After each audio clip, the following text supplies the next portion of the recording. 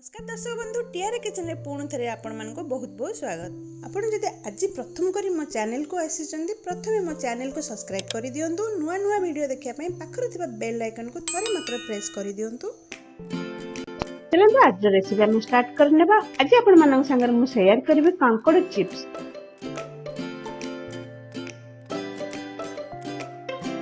Tiara kitchen शुद्ध ओडिया व्यंजनर समाहार।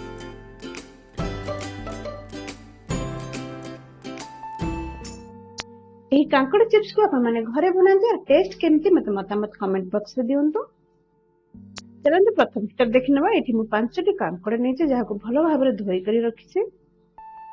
एहा को मु एपरे भाबरे काटि नेछि देखंतु बहुत पतला करके। इथरे लागिथिबा इंग्रेडिएंट्स चलନ୍ତୁ देखिनबा। रसुन को मैं छेची कर नेछि, रसुन टिके अधिका नेबे। अदा को छेची नेछि, अदा अल्प नेबे।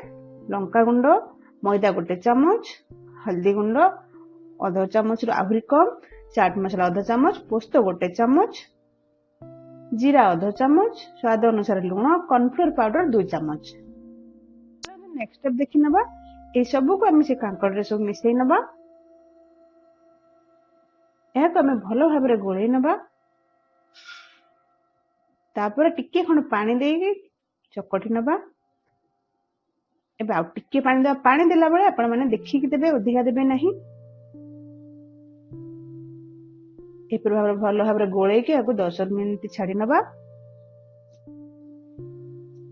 गैस रे तेल को गरम हवा पानी छाडी नबा। ये देखंतु कांकड़ एपर भाबरे हवा दरकार। तेल हमर गरम हे आसलानी। गोटे गोटे करी हम पकेइबा। एट ए टाइम सब पके नबा लागि जिवो। गोटे गोटे करी पके नबा। गैस फ्लेम को एठी हम मीडियम यूज करबा। एपर भाबरे टिके खण चले नबा। 5 रु 7 मिनिट मीडियम फ्लेम रे छाडी नबा। 5 रु 7 मिनिट हे येछि देखंतु। एहा को हम बे काढी नबा। गोटे प्लेट रे टिश्यू पेपर दे देछि। तेल हमर सोक कर नबा। एपर भाबरे सब गुडा को छाणी नबा। देखंतु एटा क्रिस्पी, बहुत क्रिस्पी रहिबो जेहेतु मैदा और कॉर्नफ्लोर पडुछि।